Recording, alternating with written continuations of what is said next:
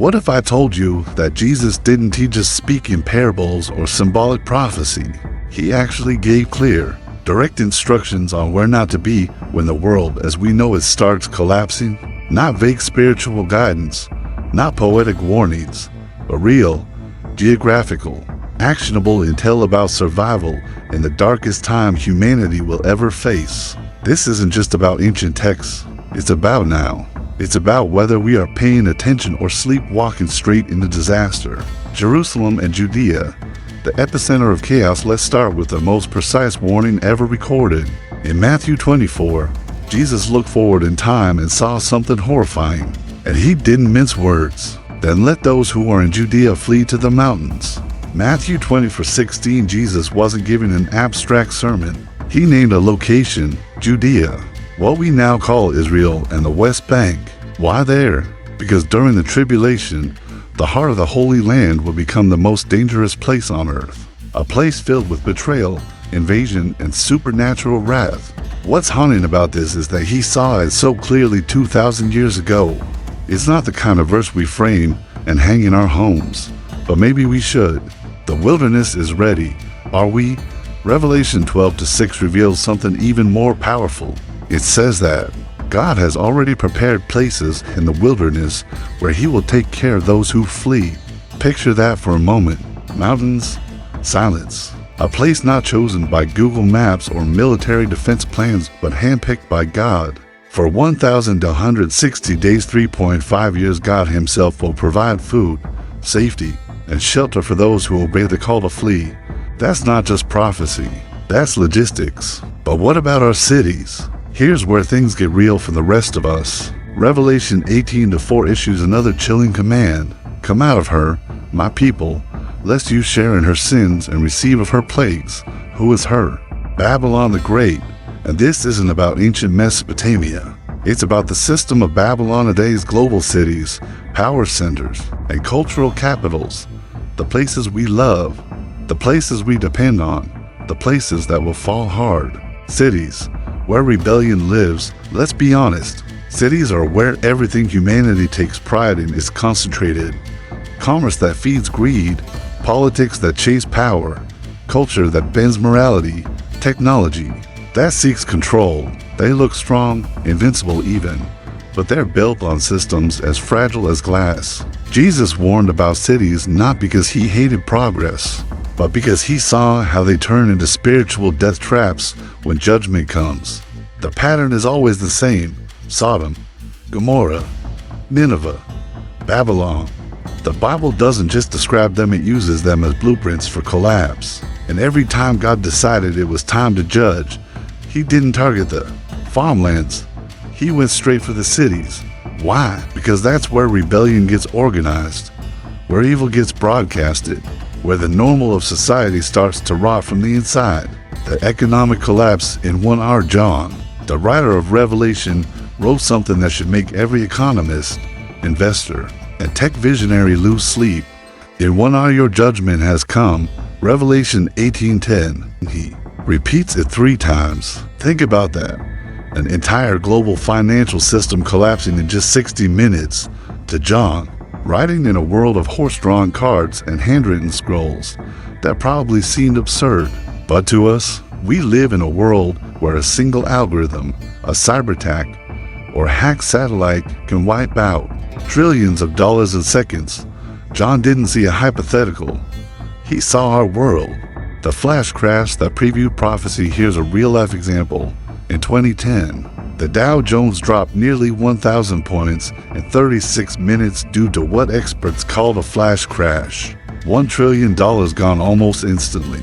Traders froze, systems shut down, panic spread, and that was just a small preview.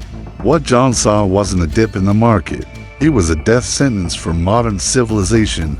When trade stops, life stops. Revelation 18:11-13 lists every item humans depend on: food, oil, wine, gold, cattle, and even the souls of men. And then it says, no one buys their merchandise anymore, not less commerce. 0.9 economic slowdown, complete silence.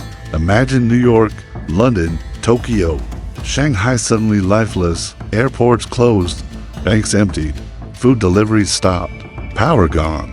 You don't need bombs to end a civilization. Just cut the power and kill the economy.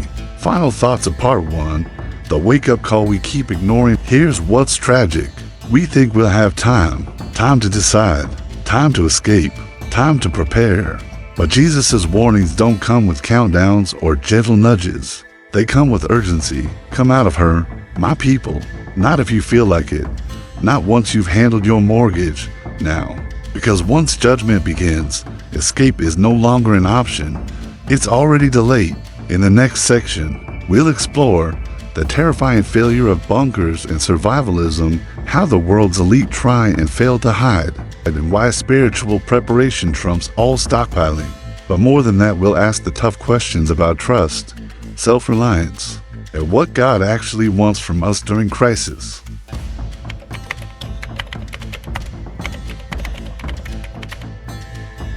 What if the very systems we trust for survival, our bunkers, bank accounts, and even governments, are the first to collapse? It's a terrifying question, but Scripture forces us to face it.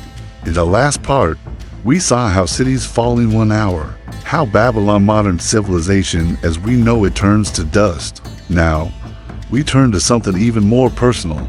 What happens when no one is exempt? The myth of the elite safe haven today. Some of the world's wealthiest people are quietly building underground bunkers. Silicon Valley billionaires are buying land in New Zealand. Luxury survival condos are being sold for millions. Some even come with private airstrips and DNA. Storage labs. It sounds like science fiction, but it's real. And it's all based on the belief that money can outsmart judgment. But Revelation 6:15 to 16 obliterates that illusion. Then the kings of the earth, the princes, the generals, the rich, the mighty, and everyone else, hid in caves and among the rocks of the mountains, they said to the mountains, "Fall on us and hide us from the face of him who sits on the throne." This is a metaphor. This is panic. When bunkers become tombs a few years ago, a private company in Texas built a massive luxury bunker network. One of the clients asked, "Can it survive a nuclear blast?" The real question isn't what it can survive. It's who can survive without facing God. You can hide from a missile, but you can't hide from judgment. The book of Revelation makes it clear. No amount of wealth, influence, or planning can save anyone from a world collapsing under its own sin. A biblical pattern, Egypt, Babylon, and today. Let's step back. Pharaoh had the greatest army of his time. Babylon had the most advanced civilization. Rome had unmatched power, and every one of them fell. Why? Because every time humans build towers to heaven, God eventually intervenes. The higher we build, the harder the fall. What really matters in a collapse? A 2021 study by psychologists during the COVID pandemic found something eerie. The people who coped best weren't the ones with the most supplies. They were the ones with community, purpose, and faith. In other words, people who knew what mattered most when everything else was stripped away. That's exactly what Jesus wanted us to remember, because survival isn't about geography, it's about obedience. Example, the city that ignored the storm. Let's take a real-world story. In 2017, Hurricane Harvey hit Houston. The city was warned for days. The meteorologists were clear, this will be bad. Many evacuated, but some didn't. Why? Because they believed the warnings were exaggerated. Because they had survived storms before. Because they didn't want to leave their homes, their stuff, and some of them paid with their lives. It wasn't lack of information. It was overconfidence that killed them. The same thing is happening spiritually right now. Prophecy fatigue is real, but dangerous. We live in a time of prophecy fatigue. Every time someone mentions the end times, people roll their eyes. I've heard it all before. Nothing has happened yet. Things always bounce back. And yet, Jesus himself said in Matthew 20:38 to 39, as in the days of Noah, so it will be at the coming of the Son of Man. People were eating, drinking, marrying until the flood came and took them all away. They weren't evil people. They were busy people. And that's what makes it so terrifying. They were just living life. Distracted, numb, comfortable, until it was too late.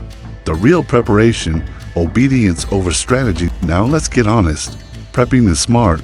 Stocking food and water, wise. Having a backup plan, responsible. But in Matthew 24, Jesus never said, buy gold and hoard beans. He said, watch, pray, be ready, flee when I say flee. It's not about panic, it's about posture. Are we tuned in? Will we recognize his voice if he said go? Will we even believe it if he spoke through something as unexpected as a YouTube video or moment of stillness? Fire will test every foundation. 1 Corinthians 3:13 says, the fire will test the quality of each person's work. Notice it doesn't say fire is a maybe. It says it will come. It says, and when it does, only what was built on Jesus will stand. Not your brand, not your bunker, not your career, just obedience, a deeper refuge. Let me ask you a question. Where's your refuge? Not your physical one, but your soul's refuge. Psalm 91 doesn't say, whoever dwells in the data center of Elon Musk. It says, whoever dwells in the secret place of the Most High shall abide under the shadow of the Almighty. There's no safer place in the world, but that place isn't marked on a map. It's marked in trust. The irony of prophecy is this. We always assume it's for later, but prophecy is about now. Every warning from Jesus wasn't just about a date. It was about a decision to flee the system, to listen closely, to live lightly, to trust deeply. The door of obedience is still open, but someday it won't be. In the final section, we'll dive into why God's wilderness isn't about fear, but freedom, how the persecuted church offers the greatest lessons on survival, and the one decision that matters more than prepping, escaping, or hiding.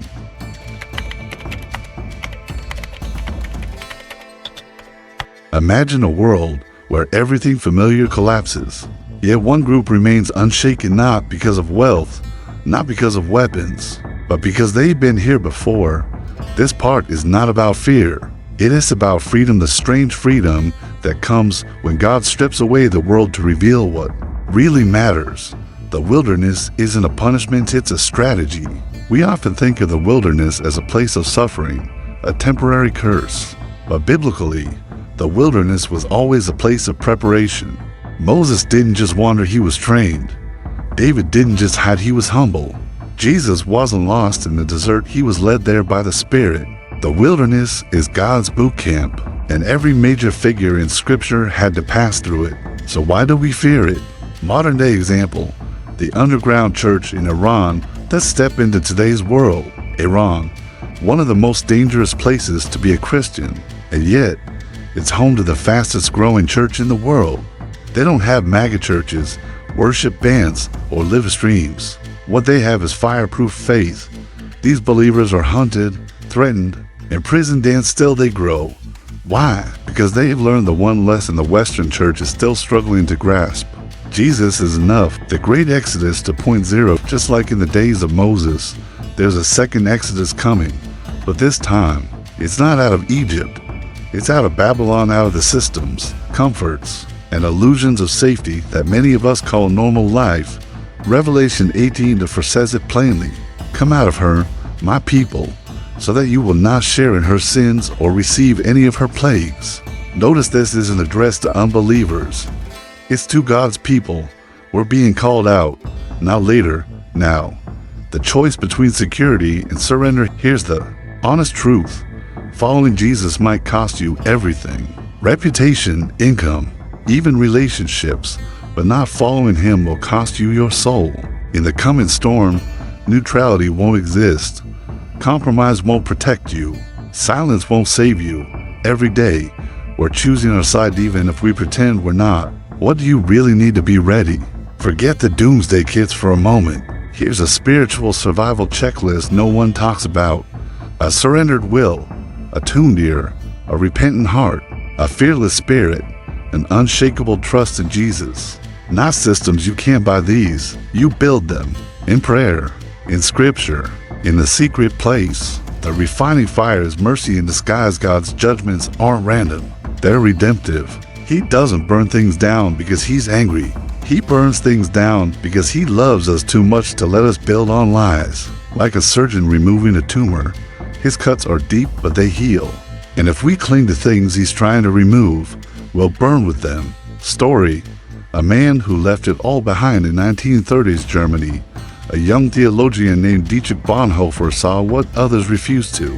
He watched the church fall in love with the Nazi regime, but he chose the wilderness. He preached truth. He defied compromise. He ran an underground seminary. Eventually, he was imprisoned and executed, but his words outlived the Reich. He once said, "When Christ calls a man, he bids him come and die." Not the message we like to hear, but it's the message that sets us free. A remnant rises. In every age, God doesn't need a majority. He needs a remnant, a few who will listen, a few who will walk away from Babylon, a few who know that it is better to be in the wilderness with God than in the palace without Him. You might feel like an outcast now, but in the eyes of heaven you're the resistance. Final lesson: you are being prepared, not punished. If your life feels like it's unraveling, if your plans are collapsing, if you feel like you're being driven into the wilderness, maybe you're not being abandoned. Maybe you're being repositioned for something bigger, for something eternal. And just like the prophets, you're not alone.